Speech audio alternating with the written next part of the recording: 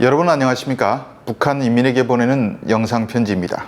김정은이 통일이란 말을 흔적도 없애라고 지시한 뒤 북한에서 이 지시에 발을 맞추는 움직임이 많이 포착되고 있습니다. 그 중에 이런 보도도 있습니다.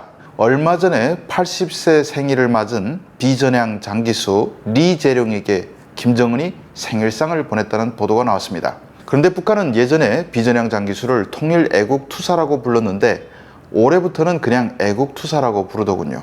원수님이든 장군님이든 그런 것도 하나도 중요하지 않은 북한에서 통일 애국투사면 어떻고 애국투사면 또 어떻습니까? 정작 제가 주목한 것은 2000년에 올라간 사람이 이제야 80세가 됐다고?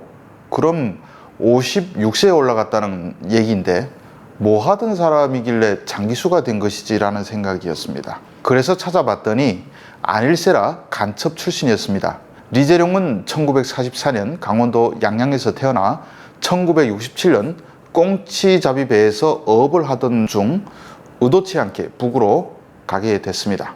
이후 다른 선원들은 다 남으로 다시 송환됐지만 리재룡은 북에 남았습니다.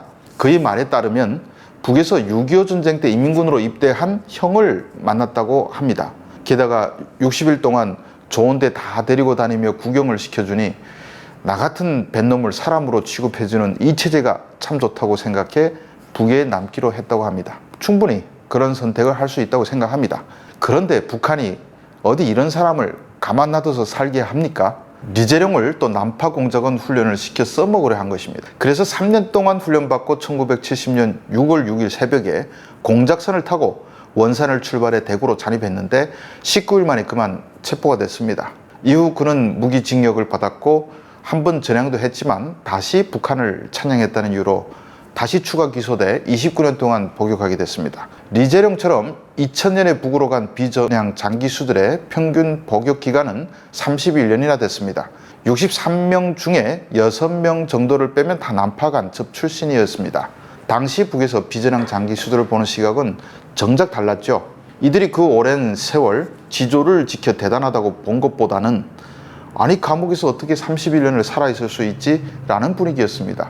북한 감옥이라면 10년을 버텨도 기록감이 아니겠습니까? 그래서 사람들은 남조선 감옥은 사람이 살만한 곳이구나 이런 생각을 하기 시작했습니다.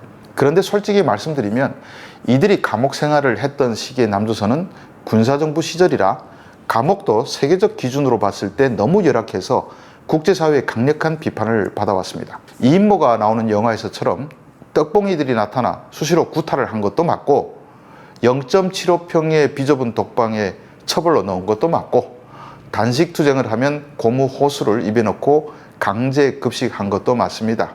요즘은 이랬다가는 큰일이 나죠. 특히 한국의 비전향 장기수인 경우 세계의 어느 독재 국가에서도 찾아보기 힘들 정도로 오랜 세월 수감되어 있었으며 고문을 실시했기 때문에 국제사회의 지탄을 강하게 받았습니다.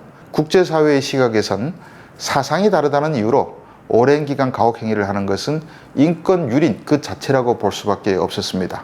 또 다른 나라 정치범들은 장기 수감 중에 적어도 독서나 집필 활동을 할 수 있게 해주어 풀려나면 옥중서신 같은 책이 출판되지만 한국 비전향 장기수들에겐 집필권도 주지 않아 욕을 엄청 먹었죠.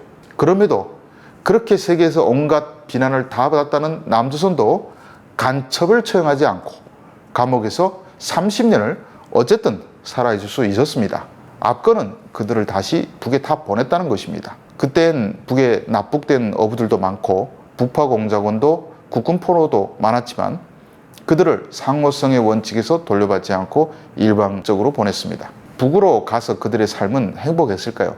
저는 그들이 잘못된 신념이긴 해도 수십 년 세월을 그걸 지키겠다고 버틴 삶은 존경하려고 했습니다.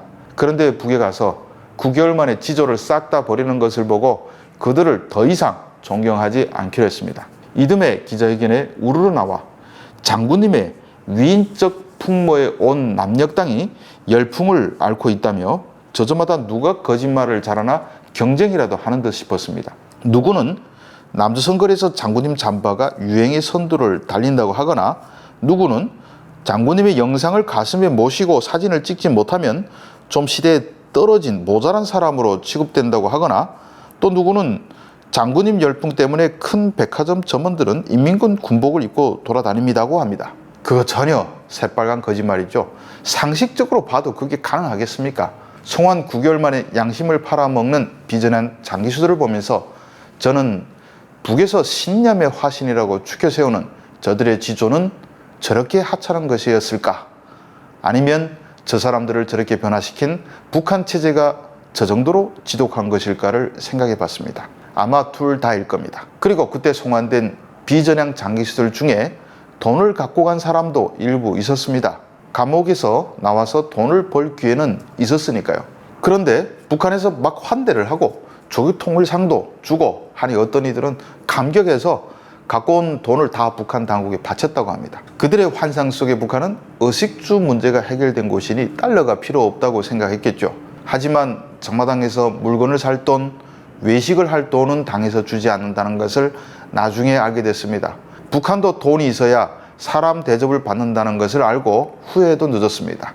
비전향 장기수 중에 무려 45년을 복역해 세계 최장기 복역수로 신념의 화신 중에 최대 화신으로 추앙받던 김선명도 한국 정부에서 언제 배상금을 주겠냐 학수고대하다가 2011년 세상을 떠났습니다. 배상금까지 주는 한국을 떠난 것을 후회하면서 죽진 않았을까요? 아직 한국에는 여전히 북으로 가고 싶어하는 장기수들이 있습니다. 이들은 전향했다는 이유로 2000년에 돌아가지 못했습니다. 그 모진 구타 속에 전향하지 않고 버티기 쉽겠습니까? 아마 저도 전향을 했을 겁니다. 2000년에 비전향 장기수들이 가고 전향했던 장기수 중 북에 가겠다고 의사 표명한 사람이 46명인데 어느덧 세월이 흘러 6명만 생존해 있다고 합니다. 이들은 북에서 불러주길 학수고대하고 있지만 북에선 이들을 돌려보내란 말은 더 이상 하지 않고 있습니다. 북에 63명을 받아놓고 보니 이들에게 좋은 집을 해줘야지, 말이 새어나가지 않게 감시원 역할을 할 부인을 붙여줘야지, 굶지 않게 먹을 것을 줘야지. 여간 고생이 아니었겠죠. 장기수들을 데려와도 북한 인민에게 주는 영향도 좋지 않았습니다. 그런데 매를 못 견뎌 전향까지 했다고 하니 이건 북한 기준에선 지조가 없는 것이라고, 쓸데없다고 판단한 것일 겁니다. 여전히 북에 갈 희망을 놓지 않고 사는 전향 장기수들을 보면 좀 안타깝지만 그래도 북에 가서 거짓말을 하는 삶을 그처럼 해보고 싶다고 하니 한번 가서 얼마나 거짓말을 잘하는지, 얼마나 위선을 잘 포장하고 사는지 보고 싶긴 합니다. 이들이 북한에 충성하겠다고 했을 때 지금처럼 3대 세습 독재 정권이 될 줄 몰랐겠죠. 이제 와서 마음을 돌리자니 인생이 부정되고 그런 거겠죠. 이들보다 더 불쌍한 사람은 북한이라는 극악의 독재 체제에서 집에 돌아가겠다는 말도 못하고 평생을 유린당한 국군 포로들. 그보다 더 불쌍한 사람은 잡히자마자 처형된 북파 공작원들입니다. 세계적으로 인권 유린이 심하다고 단죄받던 군사 독재 시절의 남조선 감옥도 천국처럼 보이게 만든 비전향 장기수들, 그들의 인생에서 통일이라는 단어조차 빼앗아간 북한 체제. 이러한 분단의 한 역사를 나중에 후손들은 어떻게 평가할까요? 시청해 주셔서 감사합니다.